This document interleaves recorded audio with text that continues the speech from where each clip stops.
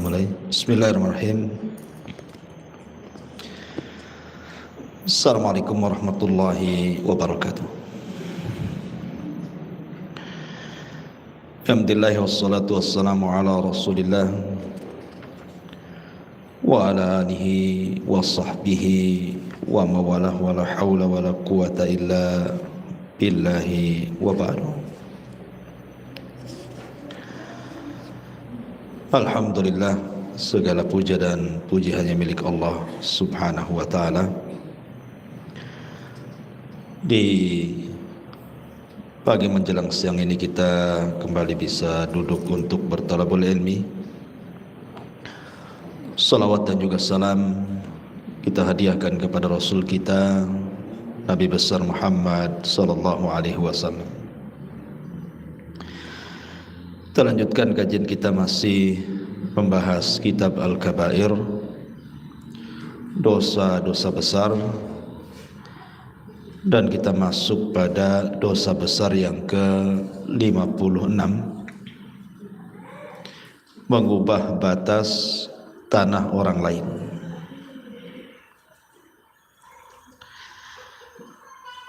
Bab ini sangat penting sekali kita bahas karena di masyarakat kita ini banyak sekali perselisihan gara-gara rebutan batas tanah. Bahkan tidak jarang sampai terjadi pertumpahan darah, bunuh-bunuhan gara-gara rebutan lahan, rebutan batas lahan. Makanya Islam membuat aturan dan mengancam siapapun yang merubah-rubah batas tanah, maka akan mendapatkan laknat dari Allah Subhanahu wa ta'ala.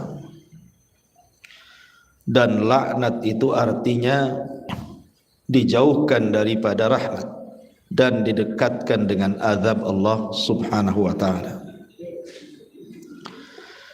Di dalam hadis yang dicantumkan Imam Zahabi di sini, di mana Nabi sallallahu alaihi wasallam bersabda dalam hadis Ali radhiyallahu an, dari Nabi sallallahu alaihi wasallam,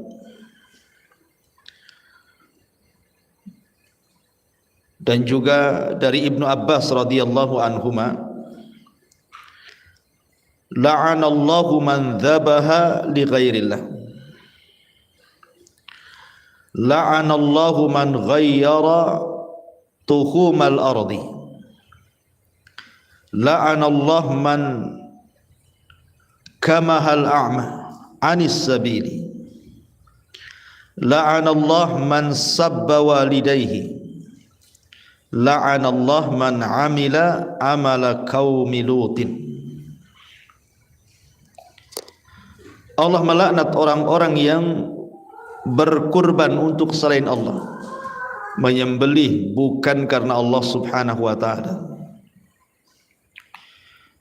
Dan siapapun yang menyembelih bukan karena Allah, maka dia telah melakukan kesyirikan, dan sembelihannya haram dimakan, tidak boleh dimakan, haram. Kemudian Allah Subhanahu wa ta'ala melaknat orang-orang yang merubah batas-batas tanah, menggosok tanah orang, mengambil tanah orang, atau mencuri tanah orang. Dan ini banyak terjadi, baik di hutan-hutan, di kebun-kebun, di tanah-tanah kosong, termasuk juga terkadang rumah sudah jadi, dia ambil rumah orang lain tanpa hak dan mengaku itu adalah tanah dia. Kemudian Allah Subhanahu wa ta'ala juga melaknat orang-orang yang membuat bingung orang-orang buta ketika berjalan, disesatkan jalannya. Dan juga Allah Subhanahu wa taala melaknat orang-orang yang mencela kedua orang tuanya. Kemudian Allah juga melaknat orang-orang yang melakukan amalan kaum Lut, kaum Sodom. Berapa di sini ada 5 laknat yang disebutkan oleh Nabi sallallahu alaihi wasallam. Yang pertama, Allah melaknat orang yang menyembelih bukan karena Allah, seperti menyembelih binatang untuk gunung, untuk lautan, digunakan untuk sesajen dan yang semacamnya, atau sengaja menyembelih tidak membaca basmalah, maka ini masuk pada laknat di sini. Kemudian yang kedua, Allah melaknat orang-orang yang merubah-rubah bumi. Inilah yang kita akan bahas. Laknat yang kedua, Allah melaknat orang yang mengubah batas tanah orang lain. Ma'asyiral muslimat yang dimuliakan Allah Subhanahu wa taala. Orang itu perlu paham bahwa rizki manusia itu sudah dicatat. Tidak mungkin melewati takdirnya. Rizki manusia itu tidak mungkin melewati takdir Allah. Kalau Allah Subhanahu wa taala sudah mentakdirkan rizkinya, makannya, minumannya, tempat tinggalnya, tanahnya dan begitu seterusnya, maka tidak mungkin keluar dari batas takdir Allah, karena sudah dicatat di Lauhil Mahfuz. Maka orang berupaya untuk mengambil hak orang lain dengan cara menggosok tanah orang, mengambil tanah orang, merubah batas tanah orang. Hakikatnya dia tidak menambah rizkinya, karena itu bukan hak dia, sehingga berimbas kepada tidak berkah kehidupannya. Karena dia mencuri masalahnya. Tanah yang diambil dia itu bukan tanah orang lain, bukan tanah dia tapi tanah orang lain. Kalau itu dijadikan tempat tinggal, sementara dia tinggal di tanah orang yang dia ambil dan gosok, selamanya dia tinggal di tempat itu tidak akan berkah, tidak akan mendapatkan taufik dari Allah Azza wa Jalla. Bahkan kita lihat di masyarakat, ada orang yang bersitegang gara-gara tanah. Tahu bahwa itu bukan tanahnya, tapi bisalah dia bersitegang dengan orang lain, entah dengan saudaranya, entah dengan tetangganya, entah dengan orang yang tidak dikenalnya, sampai bertahun-tahun rebutan tanah. Akhirnya belum pun dia menikmati tanah yang diperebutkan itu, sudah mati duluan orangnya. Ya karena memang itu bukan rizkinya. Tidak bisa kemudian dia mengambil yang bukan haknya. Jadi memang bahaya orang yang mengambil batas-batas tanah orang itu. Ma'asyiral muslimat yang dimuliakan Allah Azza wa Jalla, belum lagi itu bagian daripada kezaliman. Zalim itu milik orang lain kita ambil itu. Ada seorang syekh bercerita, Bu. Jadi seorang syekh ini punya kawan, seorang dokter spesialis di Riyadh sana. Jadi suatu ketika ada pasien yang memiliki penyakit dalam, kemudian harus dioperasi. Dokter ini biasa mengobati penyakit yang semacam itu, dan biasanya kalau habis dioperasi sembuh. Subhanallah, setelah kemudian diadakan operasi, rupanya ada penyakit lain selain penyakit yang dideritanya, dan harus dioperasi juga. Akhirnya mengadakan operasi kedua kalinya. Ketika sudah dilakukan operasi ini, rupanya ada penyakit lainnya lagi. Na'udzubillah. Ini penyakit bertumpuk-tumpuk. Akhirnya kemudian orang yang sakit ini dalam kondisi sadar dan tidak, menuliskan satu nama dan meminta dokter ini untuk menyampaikan kepada orang tersebut maafnya. Maka akhirnya kemudian sang dokter pun datanglah kepada nama yang ditulis oleh pasien itu. Setelah ketemu, dia mengatakan, wahai fulan, saya dapat amanah, saya punya pasien, dia menulis namamu dan dia minta direlakan, diredhakan, diikhlaskan. Saya tidak tahu urusan Anda dengan dia, kata dokter, tapi saya hanya menyampaikan isi wasiat orang ini. Kemudian orang yang ditulis itu mengatakan, wahai dok, demi Allah, kami sudah 3 tahun, saya, istri saya, anak-anak saya, katanya kan, mendoakan kepada pasien dokter itu agar jangan diwafatkan Allah subhanahu wa ta'ala sebelum ditimpa berbagai macam penyakit, katanya. Sebelum dia merasakan apa yang kami rasakan, maka jangan kau wafatkan dulu ya Rabb. Jadi sang dokter ini heran, kenapa kemudian dia mendoakan selama 3 tahun doanya doa jelek gitu. Maka dokter mengatakan, ittaqillah, bertakwa kepada Allah, kalau memang punya salah maafkan dia. Tapi orang ini mengatakan, dulu kami berselisih dengan tetangga sampai ke mahkamah. Tiba-tiba kemudian pasien dokter itu menjadi saksi. Rebutan tanah kami dengan tetangga kami. Saksi itu adalah pasien dokter. Dia tahu bahwa itu tanah saya, tanah keluarga saya. Tapi dia membantu memenangkan tetangga saya sehingga tanah itu jatuh kepada tetangga saya di pengadilan. Maka sejak itu saya sakit hati dan keluarga kami pun sudah 3 tahun mendoakan pasien dokter itu. Subhanallah, da'watul madlum, doa orang yang dizalimi. Lihat, doa orang yang dizalimi itu, yang tidak ada penghalang antara dia dengan Allah subhanahu wa ta'ala. Da'watul madlum mustajabatun, kata Rasul. Doa orang yang dizalimi itu mustajabah. Laisa bainahu wa bainallah hijab. Tidak ada di antara dia dengan Allah itu perantara. Langsung melesat ke langit, melewati awan-awan, dan Allah pun berfirman, wa bi izzati la ansurannahu walau ba'dahin. Dengan kemuliaanku, kata Allah, aku akan menolong dia sampai waktu yang ditentukan.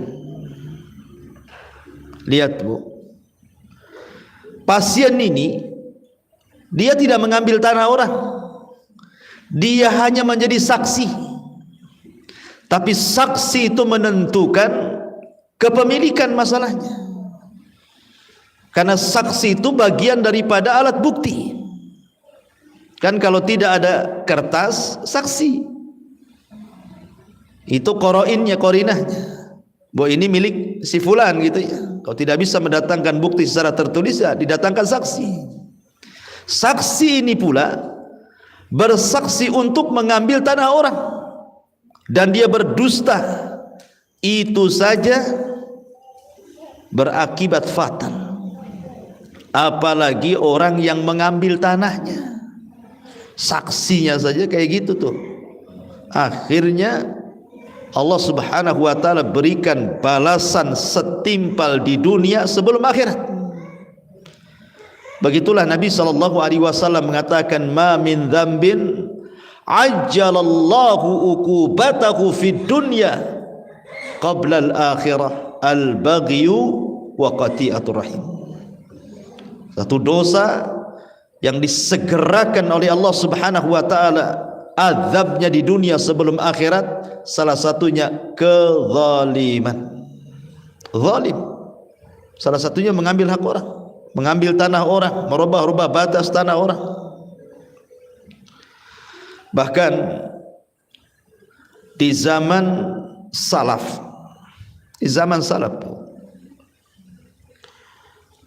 ketika itu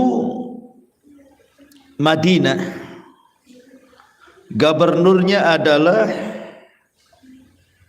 Marwan, Khalifah Marwan.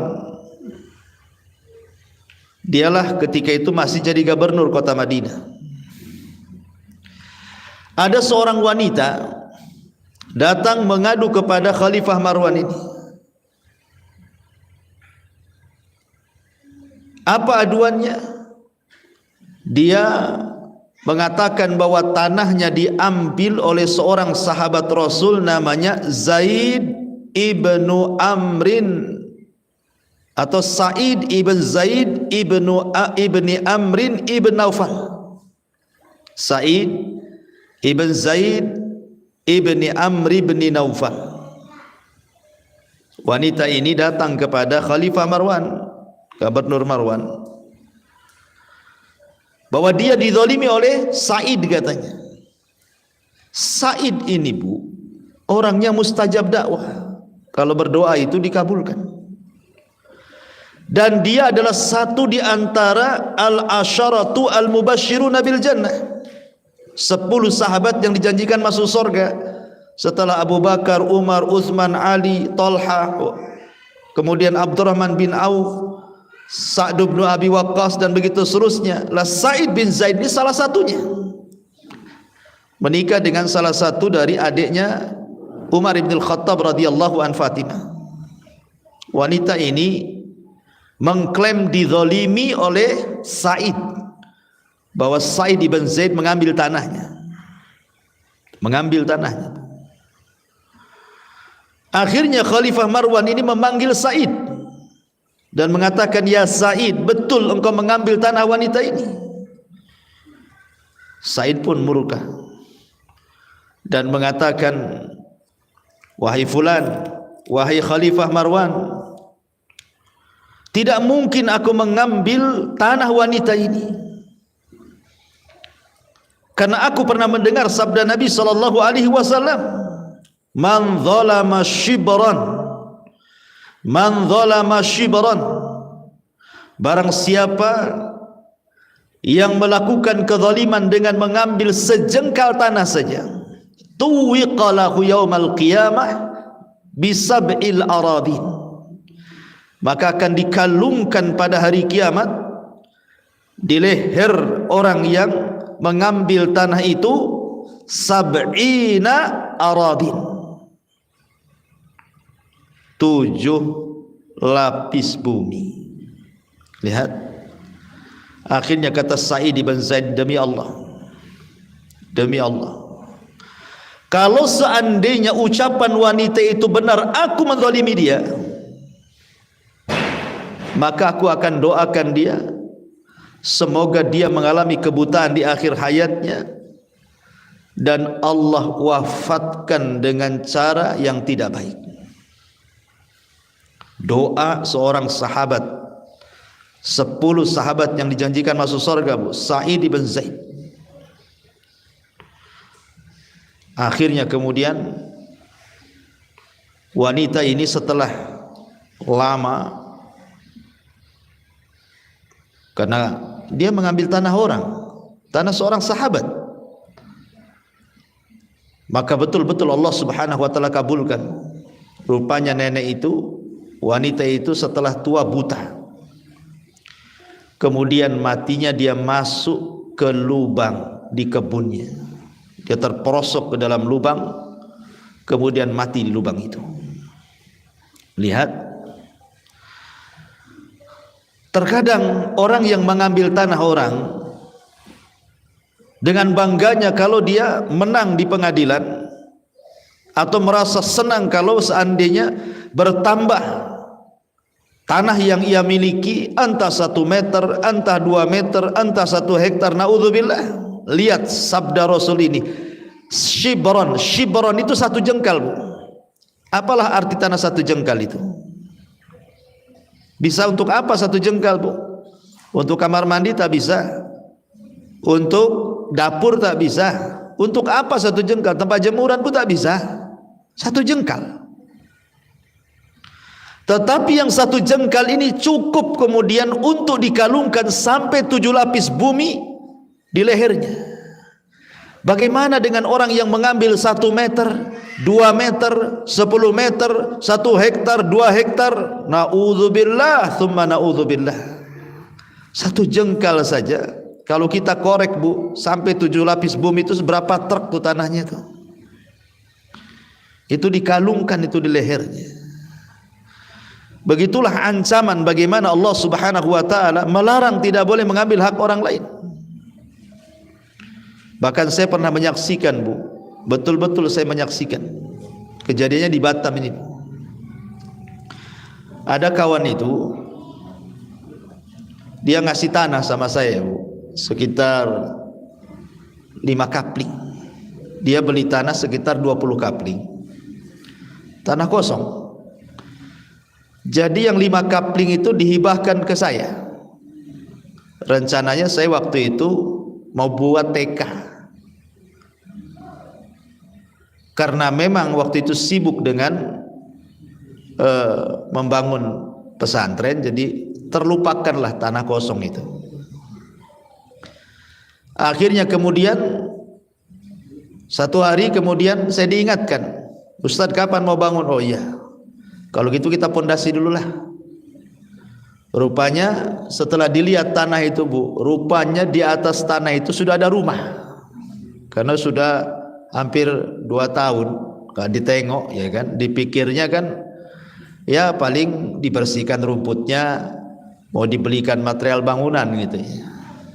Rupanya sudah berdiri rumah di situ. Rumah banyak di situ. Jadi akhirnya saya dengan ikhwan ini, kan kita sudah ada surat jual beli. Datanglah ke RT-nya situ, karena yang jual itu RT-nya dan RW-nya di situ. RT RW ini kurang lebih saja nih. Jadi saya bilang saya mau bangun tanah saya, kenapa kemudian kok ada rumah, itu rumah siapa? Jadi cobalah kemudian saya pertemukan rumah yang berada di tanah yang kita sudah beli itu. Kemudian kita konfirmasi dengan RT dan RW di situ. Rupanya dijual lagi sama RT-nya itu. Bayangkan, dia jual ke kita, pas kita mau bangun dijual lagi ke orang lain. Kan itu sama saja mengambil tanah orang. Dia yang membuat surat tanah dia buat gitu ya, surat jual beli tanah hibahnya itu ya. Dan kita sudah janji akan bangun kan itu, karena memang lupa waktu itu. Akhirnya cobalah kita minta ganti, dan tidak apa-apalah kalau memang yang 5 kapling itu sudah dibelikan atau dijual ke orang, ya udahlah, bismillah saja. Kalau begitu minta gantinya sebelah mana? Saya mau bangun ini. Karena memang tanah di situ memang laku keras, nggak ada lagi sudah. Tanah kosong itu udah milik orang semua. Akhirnya dia hanya janji-janji saja, ya nanti kita carikan Pak, katanya. Sampai lewat sebulan, 2 bulan, 3 bulan, terus kita datang, asih begitu saja ngomongnya. Akhirnya ya sudahlah kalau begitu Pak, nggak ada tanah, nggak apa-apa, balikin aja duitnya. Kita mau cari tanah di tempat orang. Tak mau juga dibalik-balikan Bu, uang itu. Ya sempatlah kawan ini, ikhwan kita ini yang sudah ngasih ini kan marah juga gitu ya. Tapi ya sudahlah, memang sudah bukan rezekinya, kita ikhlaskan sajalah. Subhanallah. Selang 1 tahun setelah peristiwa itu, RW-nya di situ meninggal dengan cara mengenaskan. Meninggal di kamar mandi Bu. Ya. Rupanya usut punya usut. Malamnya dia dugem gitu ya, katanya, ceritanya seperti itu. Kemudian mabok, kemudian masuk kamar mandi, nggak keluar lagi, rupanya meninggal di kamar mandi Bu. Jadi saya berpikir ya, subhanallah ya, karena mungkin korban bukan ikhwan kita saja yang beli tanah 20 kapling, yang 5 kapling kan diwakafkan ke saya waktu itu. Rupanya peristiwa ini bukan hanya kejadian kepada ikhwan kita saja. Rupanya saya tanya di situ, kasusnya menimpa, bukan hanya 1-2 orang tuh yang kena tipu tuh. Sudah dijual tanah itu, dijual lagi. Jadi satu tanah itu, satu kapling itu bisa pemiliknya itu sampai 3-4 orang tuh. Yang jual itu yang mengaku punya lahan, dia juga gitu kan. Naudzubillah. Kemudian habis itu RT-nya juga sama juga mengenaskan meninggalnya. Mengenaskan. Dua-duanya mengenaskan meninggalnya.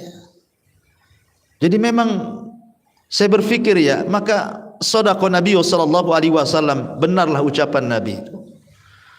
Ketika Nabi SAW mengatakan tidak ada dosa yang disegerakan azabnya di dunia sebelum akhirat kecuali zalim. Zalim orang ini. Masa tanah sudah dijual sama orang diambil lagi? Kan sama saja dia. Apalagi habis itu diambil lagi, dijual lagi ke orang. Orang ini enggak bangun, dijual lagi ke orang, tapi uangnya enggak mau dikembalikan, pokoknya itu. Apa enggak zalim, Bu? Jadi saya saksikan sendiri gitu, sampai ketika meninggalnya itu kita juga sempat ke sana gitu ya. Jadi saya sampai geleng-geleng apa, naudzubillah. Mudah-mudahan kita tidak seperti mereka. Betul-betul dihinakan kematiannya. Ya. Ma'asyiral muslimat yang dimuliakan Allah Subhanahu wa taala. Karena mengambil tanah orang itu bagian daripada kezaliman dan hidupnya tidak akan berkah, karena juga dia kan maling gitu ya. Mencuri sama dengan mencuri, mengambil hak orang lain kan sama dengan mencuri. Makanya di zaman Nabi sallallahu alaihi wasallam, Bu. Di zaman Nabi sallallahu alaihi wasallam ada seorang sahabat dari Hadrami, orang Hadraul Maut. Dia berselisih dengan seorang laki-laki dari Kindi. Jadi satunya kabilahnya dari Hadraul Maut, satunya kabilahnya dari Kindi. Datang kepada Nabi sallallahu alaihi wasallam si Hadrami ini, sahabat dari Hadraul Maut ini. Kemudian mengatakan, "Ya Rasulullah, inna hadza ghalabani ala ardin kanat li abi." Rasul, ini orang dari Kindi ini. Dia sudah mengambil tanahku. Padahal tanah itu adalah tanah warisan bapakku, dia ambil, dia garap tanpa sepengetahuan diriku. Kemudian Nabi SAW mengatakan kepada sahabat ini, adakah bukti bahwa itu tanahmu? Saya tidak punya bukti ya Rasul, tapi itu tanah bapakku yang diwariskan kepadaku. Orang ini mengambilnya, bahkan menggarapnya. Maka Rasul melirik kepada laki-laki dari Kindi ini. Apakah betul engkau mengambil tanah orang ini? Seorang laki-laki dari Hadrami ini. Kata laki-laki dari Kindi ini mengatakan, hiya ardi fi yadi azrauha laisa lahu fiha haqqun ya Rasul. Ini tanahku, bukan tanah dia, katanya. Aku yang menggarapnya bertahun-tahun di tanah ini. Tiba-tiba dia datang, dia ngaku tanahku, katanya. Lihat, Bu, begitulah sejak zaman Rasul ada juga yang rebutan tanah itu. Bukan zaman sekarang lebih parah lagi. Kadang-kadang kalau PT-PT merasa diserobot tuh, bisa bayar preman-preman tuh, Bu, ya. Zaman dulu ada yang kayak gini. Jadi Nabi SAW kemudian mengatakan, lihat wahai Hadrami, laki-laki dari Hadrami, dia tidak mengaku mengambil tanahmu. Ala kabayyinatun, kamu punya bukti bahwa itu tanahmu? Kemudian laki-laki dari Hadrami tetap mengatakan, la, tidak wahai Rasul, tapi yakin itu tanahku, itu tanah bapakku. Akhirnya kemudian, karena engkau telah menuduh tanpa bukti, maka Nabi SAW mengatakan, gimana dalam persidangan, Bu? Dalam persidangan itu, al-bayyinatu alal mudda'i wal yaminu ala man angkar, kan itu ya. Bukti itu harus disiapkan bagi orang yang nuduh. Kalau yang nuduh tidak punya bukti, berarti sumpah berlaku kepada orang yang dituduh. Makanya ketika seorang laki-laki dari Hadramit tidak mampu mendatangkan bukti, Rasul melirik kepada seorang dari Kindi dan mengatakan, kamu siap sumpah itu tanahmu? Kata laki-laki dari Kindi ini mengatakan, siap wahai Rasul, karena ini tanahku, aku yang sudah menggarapnya sejak lama. Tiba-tiba laki-laki dari Hadramut mengatakan, Rasul, jangan kau dengarkan sumpahnya, dia itu orang fajir, orang jahat itu, orang jahat senang-senang aja dia. Kau suruh sumpah ya pasti dia mau bersumpah lah, orang jahat katanya. Kata Nabi SAW, gimana? Begitu caranya. Engkau mengaku itu tanahmu, kau tak ada bukti. Kemudian saya katakan kepada orang yang merebut tanahmu bahwa itu tanahnya dan siap bersumpah. Kemudian kau katakan dia orang fajir. Memang begitu keputusannya. Engkau tidak bisa mendatangkan bukti, ya sumpah kepada orang yang dituduh bahwa itu tanahnya. Akhirnya kemudian seorang laki-laki dari Kindi pun memenangkan mengambil tanah itu. Tetapi kata Nabi SAW, innama ana bashar wa innakum takhtasimuna ilayya wa la'alla ba'dakum an yakuna alhan bihujjatihi min ba'din fa aqdilahu binahwi ma asma faman qadaitu lahu bihaqqi akhihi fa innama aqta'u lahu kit'atan minan nari, kata Rasul. Saya ini hanya manusia, kata Nabi. Terkadang ada di antara kalian berselisih. Kemudian di antara orang yang berselisih itu ada yang lebih hebat omongannya. Boleh jadi dia pakai pengacara, pakai lawyer, pandai ngomong, akhirnya yang salah jadi benar, yang tidak punya hak jadi punya hak, kan gitu ya. Boleh jadi di antara kalian yang berselisih itu ada yang alhan, orangnya itu orator, pandai ngomong, pandai bicara, bersilat lidah dan begitu seterusnya. Fa'aqdilahu binahwi ma asma, tapi aku hanya memutuskan sebatas yang aku dengar saja. Maka barang siapa yang kuputuskan sesuatu terbalik dari keputusanku, maksudnya dia memang ingin mengambil harta orang, tanah orang, hak orang, kemudian mengambil pengacara seolah-olah dia yang menang, kemudian diputuskan menang. Jadi Rasul mengatakan, barang siapa yang aku putuskan berbalik dengan apa yang aku putuskan, maka sama saja aku putuskan dia dengan neraka, katanya. Lihat, Nabi SAW mengatakan, apapun yang kuputuskan hanya sebatas yang aku dengar. Tapi kalau keputusanku berbalik kenyataannya, karena Rasul kan tidak tahu yang gaib. Kalau tahu yang gaib, mana yang salah, mana yang benar, tidak mungkin Rasul mengatakan seperti itu, langsunglah diputuskan. Tapi syahidnya di sini, bagaimana Nabi SAW mengajarkan kepada kita, khususnya para hakim di pengadilan. Para hakim di pengadilan harus jeli. Ketika ada sengketa lahan, sengketa tanah, jangan sembarang memutuskan, oh ini milik fulan, milik Allah.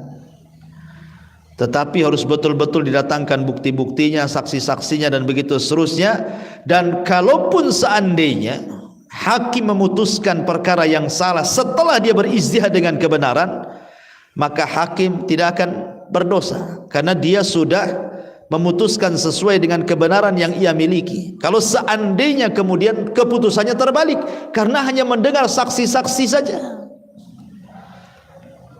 Tetapi lihat bagaimana Rasul mengatakan, kalau seandainya aku putuskan rupanya berbalik dengan kenyataan, sama saja kuputuskan kalian masuk neraka karena mengambil hak orang. Lah ma'asyiral muslimat yang dimuliakan Allah Subhanahu wa taala, dari sini kita tahu bahwa bahayanya mengambil hak orang lain, tanah orang lain, mengubah-ubah batas tanah orang lain. La'anallahu man waqa'a ala la'anallahu man ghayyara nuhumal ardi. Allah melaknat orang-orang yang merubah-rubah batas tanah bumi. Dalam riwayat Nabi SAW mengatakan, seperti hadis yang tadi saya sebutkan, man dzalama qida shibrin minal ardi tawaqahullahu min sab'i aradin. Barang siapa yang berbuat zalim dengan mengambil sejengkal tanah saja, maka dia akan dikalungkan dengan tanah tersebut dari 7 lapis bumi. Hadis ini dikeluarkan Al-Bukhari dan Muslim. Bahkan dalam riwayat dari Abdullah ibn Umar, dia berkata, Rasul bersabda, man akhadha minal ardi syai'an bighairi haqqihi khusifa lahu bihi yaumal qiyamah ila sab'i aradin. Barang siapa yang mengambil tanah meskipun sedikit tanpa haknya, maka dia akan ditenggelamkan dengan tanahnya pada hari kiamat sampai ke dasar 7 lapis bumi. Naudzubillah. Barang siapa yang mengambil tanah meskipun sedikit, kata Nabi, tanpa haknya, maka dia akan ditenggelamkan dengan tanahnya pada hari kiamat sampai ke dasar 7 lapis bumi. Lihat, ma'asyiral muslimat yang dimuliakan Allah Subhanahu wa taala. Karena sekali lagi, kenapa demikian kerasnya ya azab orang yang mengambil tanah itu? Sekali lagi, karena dia melakukan kezaliman secara terang-terangan. Mengambil tanah, kezaliman secara terang-terangan. Dan kezaliman itu bisa menggelapkan pada hari kiamat. Az-zulmu zulumatun yaumal qiyamah. Yang kedua, dia telah melakukan dosa besar. Mengambil tanah itu melakukan dosa besar. Kalau 1 jengkal saja akan ditenggelamkan pada hari kiamat sampai ke dasar 7 bumi yang 7 lapis. Macam mana yang mengambil 1 hektar? Dosa besar. Dosa besar. Ya. Kemudian juga sebagai dalil bahwa orang kalau punya lahan 1 kapling, berarti lahan dia itu milik dia sampai 7 lapis bumi. Jadi ibu punya tanah, ibu ukuran 8 kali 12 gitu ya. Maka tanah ibu itu bukan hanya di atas bumi saja, sampai 7 lapis bumi ke bawah itu tanah ibu, Bu. Tanah ibu tuh, baik lapisan pertama, kedua, ketiga sampai ke-7 itu milik ibu. Sehingga kalau seandainya ada tetangga kemudian membuat gua gitu ya, kemudian di bawah rumah ibu guanya itu, berarti sama juga mengambil tanah ibu. Jangan bilang, kan tanahmu, surat tanahmu kan yang di atas sana, kata. Kan yang di dalam bumi kan gak ada suratnya, katanya. Enggak, hadis ini menunjukkan bahwa ketika ibu punya rumah di atas sepetak tanah, berarti tanah itu punya ibu sampai ke 7 lapis bumi yang ada di bawah sana. Makanya ketika dia mengambil 1 jengkal saja tanah orang, maka akan dikalungkan sampai ke bawah 7 lapis. Karena dia bukan mengambil 1 jengkal di atas saja, berarti mengambil sampai ke bawah tanah, sampai ke 7 lapisnya itu. Nah, itu akan dikalungkan tuh. Na'udzubillah tsumma na'udzubillah ya. Ma'asyiral muslimat yang dimuliakan Allah Subhanahu wa taala. Oleh karena itulah maka berhati-hatilah. Soal urusan tanah ini bukan urusan mudah. Ya. Dan memang sakit, Bu, orang yang diambil tanahnya itu sakit, Bu. Ada ikhwan kita itu diambil tanahnya sama orang. Sampai menangis. Berhari-hari kesedihannya itu tidak hilang-hilang. Sampai itu mau nekat membunuh lagi sama orang yang ambil tanah itu. Sampai akhirnya hampir bercerai-berai satu keluarga gara-gara tanahnya diambil orang. Memang sakit gitu ya. Makanya kenapa orang-orang yang diambil haknya itu terkadang kalau dia tidak ikhlas, dia akan mendoakan yang enggak-enggak tuh. Akan mendoakan orang yang melakukan kezaliman itu dengan kebinasaan, dan lambat laun pasti doanya orang yang dizalimi itu mustajab. Karena memang sakit, Bu, diambil haknya oleh orang lain itu. Ya, karena saya juga pernah merasakan gitu ya. Diambil haknya oleh orang lain itu memang luar biasa. Ya, tetapi ingatlah kalau seandainya kita ikhlas kepada Allah Subhanahu wa taala, yakin bahwa man taraka syai'an lillahi awwadallahu khairan minhu. Barang siapa yang meninggalkan sesuatu karena Allah, pasti Allah akan mengganti sesuatu itu dengan yang jauh lebih baik lagi. Ya sudahlah, ikhlaskan saja. Mungkin bukan rizkinya, Karena rizki orang itu kan tidak mesti dengan halal saja, haram pun kadang-kadang dikategorikan rizki. Karena rizki itu ada yang halal, ada yang haram. Tapi ada orang yang tergesa-gesa mengambil rizki dengan cara yang haram. Padahal kalau dia sabar dia dapat yang halal, tapi karena tidak sabar dia mendapatkan yang haram. Makanya hidupnya tidak berkah orang-orang yang mengambil tanah orang itu. Na'udzubillah tsumma na'udzubillah. Wallahu alam. Ini di antara laknat yang kedua, kata Nabi sallallahu alaihi wasallam, la'anallahu man ghayyara tuhumal ardi. Kemudian yang ketiga, la'anallahu man kamahul a'ma anis sabil. Allah melaknat orang-orang yang membuat bingung jalannya orang buta. Sudah buta dipermainkan, mengantar orang buta ke yang bukan alamatnya. Ini sama juga dengan merubah-rubah ini, Bu. Merubah-rubah batas, pelang-pelang arah. Kan kadang-kadang orang yang, contoh nih ke Batam, orang ini tidak pernah ke Batam, Bu. Akhirnya dia pun rental mobil, setir sendiri gitu ya.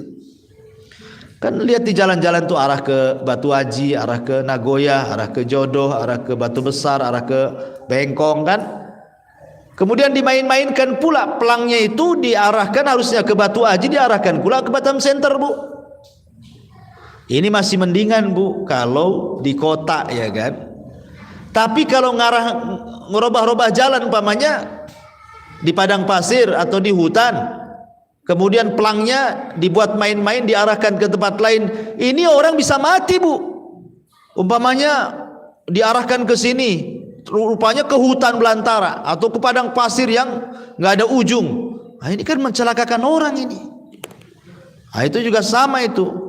Ya hukumnya dengan man kamahul a'ma anis sabil, menyesatkan orang buta dari jalan gitu ya. Allah melaknat orang kayak gini nih. Kemudian yang nomor 4, la'anallahu man sabba walidayhi. Allah melaknat orang yang mencela kedua orang tuanya. Sahabat ketika mendengar hadis ini bingung dan mengatakan, Rasul, bagaimana ada seorang anak mencela kedua orang tua? Karena di mata para sahabat itu tidak ada amalan tertinggi setelah tauhid melebihi birrul walidain. Melebihi birrul walidain. Jadi orang-orang tua itu sangat dihargai, dihormati luar biasa di zaman itu. Sehingga wajar kemudian para sahabat mengatakan, Rasul, mana ada anak mencela orang tuanya, katanya. Maka Rasul mengatakan, ada, kata Rasul. Engkau mencela orang tua orang lain, kemudian anaknya tidak terima, anaknya pula mencela orang tua kamu. Seperti kita mengatakan, dasar bajingan orang tuamu, anaknya enggak terima, ngomong pula orang tuamu lebih bajingan lagi. Nah, itu sama dengan melaknat orang tua kita sendiri lewat lisan orang karena kita mencela orang tua orang lain. Ya. Maka hati-hati, yang seperti ini saja dianggap mencela orang tua, padahal yang mencela orang lain. Tapi yang menyebabkan orang lain mencela orang tua itu kita gitu. Apalagi orang yang telak-telak dia mencela orang tuanya sendiri, naudzubillah. Dicacinya orang tuanya, dimakinya, direndahkannya dengan lisannya, apalagi sampai dengan tangannya. Dibuat orang tuanya lapar, dibuat orang tuanya sedih, dibuat orang tuanya sakit, apalagi sampai tingkat membunuh, naudzubillah.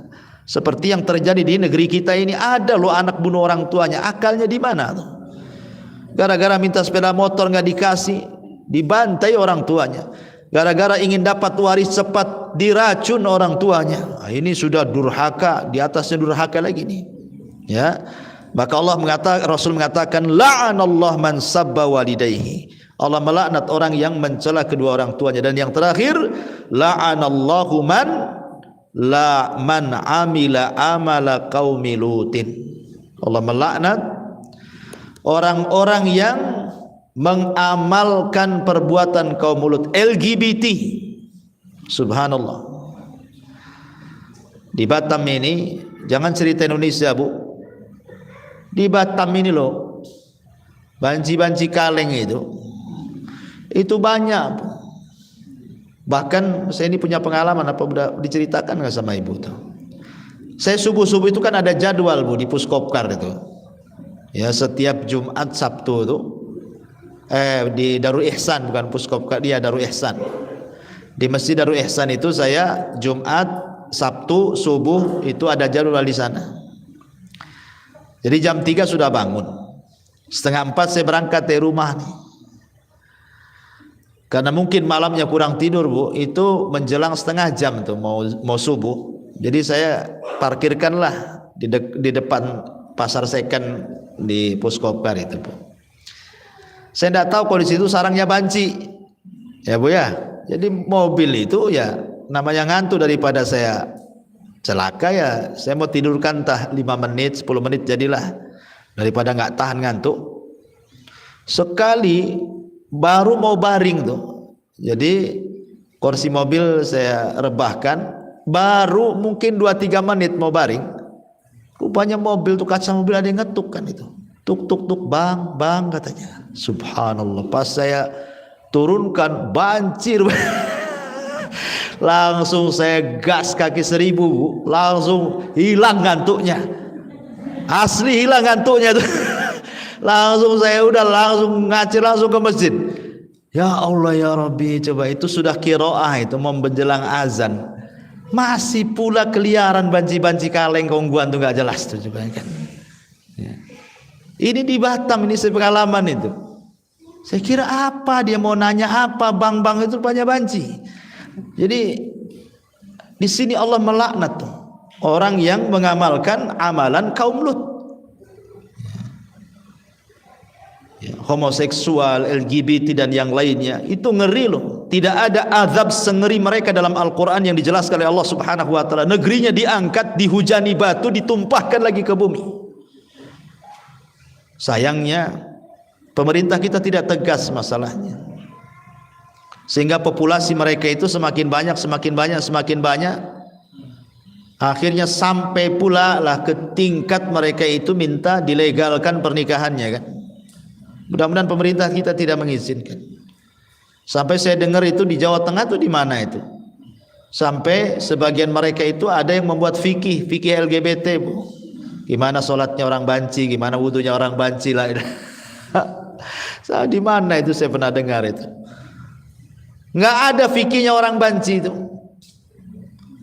Karena Allah hanya menciptakan Adam dan Hawa saja, nggak ada yang diciptakan tengah-tengah antara Adam dan Hawa, itu nggak ada. Laki-laki orang itu kalau nggak laki-laki sejati ya perempuan sejati, itu saja. Nah, jadi Allah melaknat ini orang-orang seperti ini. Dalam riwayat la'anallahu, dan yang kelima la'anallahu man waqa'a ala bahimatin.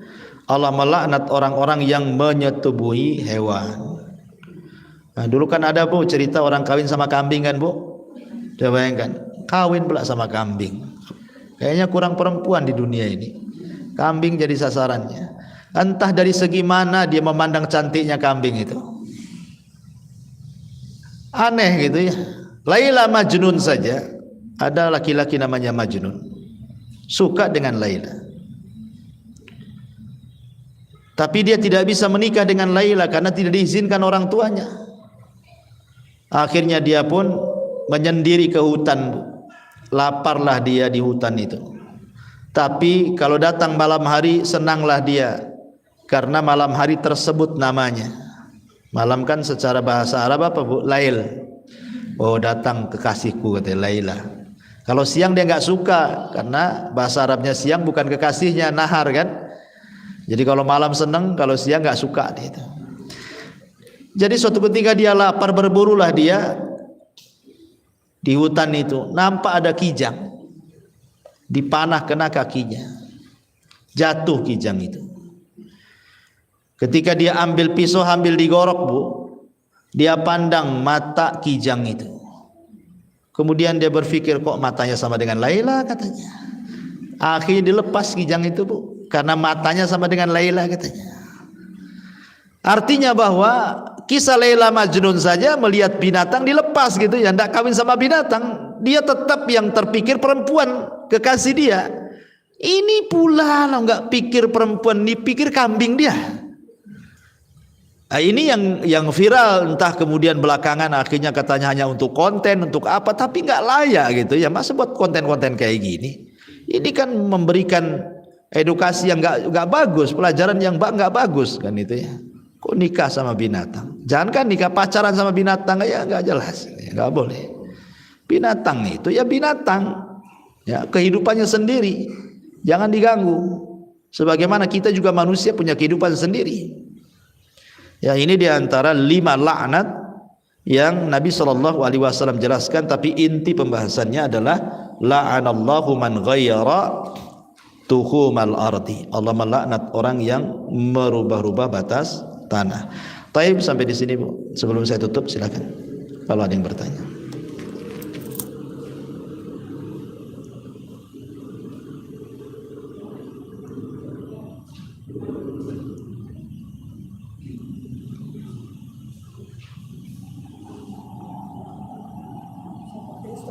Ya.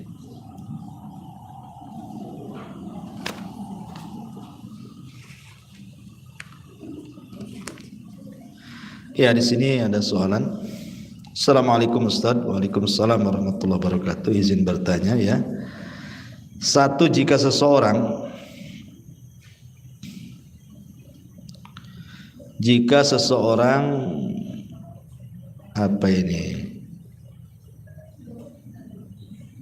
kesiangan bangun sholat subuh, mungkin sekitar jam 6 pagi pas matahari baru terbit, apakah ia boleh langsung melaksanakan sholat subuh pada waktu itu? Iya. Nabi SAW bersabda, man nama an salatin aw nasiyahu, man nama an salatin aw nasiyahu falyusalli idza dzakarahu. Barang siapa yang lupa melaksanakan salat atau tertidur, man nama an salatin aw nasiyaha, ataupun dia lupa dengan salatnya, falyusalli, hendaklah dia salat ketika ingatnya. Falyusalli idza dzakaraha. Itu ya mungkin hadisnya. Man nama an salatin aw nasiyaha falyusalli idza dzakaraha. Gitu lafadznya. Barang siapa yang tertidur karena salat atau lupa melaksanakan salat, maka salatlah ketika ingatnya. Karena fadzaka waktuha, itulah waktunya. Jadi ketika dia ingat langsung salat, Bu. Langsung salat. Itu umumnya hadis Nabi SAW. Adapun larangan salat ketika terbit matahari dengan disuruh menunggu 1 tombak, ya, itu bagi salat-salat sunnah, salat syuruk, gitu ya. Tidak berlaku kepada orang yang melaksanakan qadha salat wajib. Jadi karena Rasul mengatakan salatlah ketika ingat, tanpa melihat matahari terbit, sudah terbit, sedang terbit, gitu ya. Pokoknya salat ketika ingat. Karena itu salat wajib, gitu ya. Sebaiknya langsung salat. Ini yang pertama, Allahu a'lam. Yang kedua, bolehkah seseorang penjual tanah, maksudnya misal tanah hitam untuk tanaman dari lahan yang tidak tahu siapa pemiliknya, apakah halal uang hasil penjualan tanah tersebut, dan bagaimana juga hukumnya bagi pembeli tanah tersebut? Ya tidak bolehlah mengambil tanah orang, gosop namanya, Bu. Izin, ya, izin dulu. Jangankan ngambil tanahnya, sholat di tempat tanah orang nggak ada izin saja diperselisihkan apakah sah atau tidak. Sholat, Bu, di tanah orang, kalau orang itu nggak suka, itu kan gosop namanya, ya. Itu diperselisihkan apakah sah atau tidak, walaupun pendapat yang kuat sah, gitu ya, tetapi kan tetap haram, tidak boleh karena gosop, dosa. Apalagi mengambil sesuatu dari tanah orang, berupa tanahnya lagi, kan, gitu ya. Sebaiknya minta izin. Sebaiknya minta izin. Beda kalau mungkin tanah milik negara, gitu ya. Nah, tapi kalau sudah tanah itu tanah milik orang, pribadi orang, jelas ada suratnya, itu kebun orang, sebaiknya izin. Sebaiknya izin. Bagaimana yang membelinya? Yang membelinya kan tidak tahu, Bu. Kecuali penjualnya ngomong, ini saya jual tanah, ngambil di tanah orang lain. Lain nggak usah belilah. Kan penjualnya nggak ngomong, Bu. Ya ibu kan lihat dohirnya dia jual tanah, ibu beli. Ya penjual nggak ada masalah, kecuali ibu tahu ya. Tapi yang jual ini masalah, sebaiknya izin, jangan ngambil-ngambil milik orang. Wallahu a'lam. Iya. Jika di samping rumah ada sisa lahan itu, Ustaz, dan di samping rumah itu pemilik rumah yang di samping lahan itu menanam tanaman gitu, itu boleh atau tidak? Menanam tanaman Lahan kosong sebelah rumah. di lahan kosong sebelah rumah. Lahan itu punya siapa? Punya jalan, berarti Punya jalan. umum. Punya umum, punya negara lah ya. Itu mungkin pasum. Ya saya kira kalau punya negara insya Allah nggak ada masalah. Cuman kalau dia mau mengambil untuk peluasan jalan ya harus rela kalau diambil sama negara gitu kan. Kadang-kadang enggak gitu, kasihan negara ini kadang-kadang gitu harus gusur gitu ya. Padahal dia berdiri di rol jalan, jelas-jelas rol jalan pula, dibangun pula di situ. Ketika pemerintah mau ngeluasin jalan untuk umum, marah pula minta uang ganti. Ya kan? Artinya ya kalau hanya sekedar memanfaatkan dan itu bukan lahan orang, lahan negara, insya Allah tidak ada masalah. Tapi kalau negara mau ngambil ya harus diikhlaskan lah. Ya, jangan dipersulit, apalagi peluasan jalan kan jelas ini kemaslahatannya orang ramai. Ya, dia mau luasin jalan kan untuk orang lain, untuk orang ramai, untuk rakyat gitu ya. Wallahu a'lam. Ya. Kita punya tanah, Ustaz. Terus ada yang tanah, tanpa izin kita. Tanah itu luas gitu, Ustaz. Hasilnya itu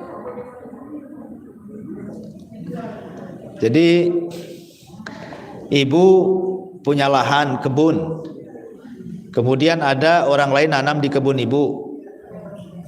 Apakah tanaman orang lain itu milik ibu gitu ya? Karena kan dia nanam di tempat ibu ya. Apakah hasilnya ibu ambil juga? Ya. Begini Bu, ada kasus di zaman Nabi.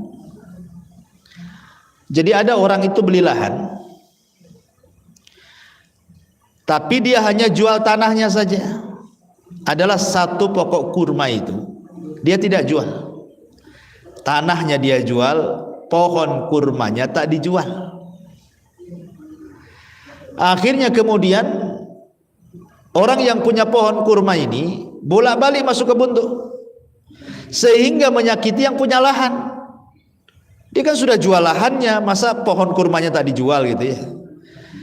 Jadi bolak-balik itu. Jadi akhirnya yang membeli lahan ini, sudahlah beli, juallah sekalian pohon kurmamu itu. Kau sudah menyakiti kami, masih bolak-balik masuk kebun kami aja katanya. Dia mengatakan tidak, saya nggak akan jual pokok kurma itu katanya. Kamu menyakiti saya, ya gimana, itu kan pokok kurma saya katanya. Sampailah kepada Nabi. Ya. Maka diceritakan Rasul, saya beli lahan sama dia, tapi pohon kurmanya pula tak dijual. Saya berusaha membelinya tapi dia tak kasih. Padahal dia menyakiti bolak-balik masuk kebunku itu. Maka Rasul mengatakan kepada pemilik kurma itu, jual kepada saudara. Berapa harganya? Supaya dia tidak tersakiti. Depan Nabi pula dia mengatakan tidak, aku tidak akan jual. Maka Rasul mengatakan kepada pemilik lahan, tebang kurmanya, buang kayunya katanya. Bayangkan. Jadi ibu bisalah gunakan riwayat ini kepada orang yang nanam itu. Kamu kan sudah nanam di kebun saya, ini kan tanah saya. Ya udahlah, berapalah pohon pisang yang kau tanam itu gitu Bu. Nanti jadi milik ibu. Oh, per pohonnya 300, kasih 300. Jadi nggak boleh lagi dia hak mengambil pisangnya. Kalau dia tak mau Bu, boleh ibu tebang buang. Ini tanah-tanah saya, ngapain kau di tanah saya pula gitu. Tapi kalau kemudian ada kesepakatan lebih baik lagi, kata yang punya tanam, ya sudahlah karena saya ini tanah kamu tapi pohon-pohon saya, gimana kalau kita bagi dua, kan asik Bu kalau begitu ya, jelas itu ya. Tapi kalau dia tanam hasil diambil dia, kita yang punya lahan tak dapat apa-apa, boleh Bu ambil tanamannya, buang. Setelah kita diskusi, kita beli tak mau, ya sudah, suruh pindah dia, cari tempat lain. Nah, itulah wallahu a'lam, mungkin begitu solusinya. Ya. Taib, sampai di sini. Subhanakallahumma bihamdika asyhadu an la ilaha illa anta astaghfiruka wa atubu ilaik. Allahu ta'ala alam. Assalamualaikum.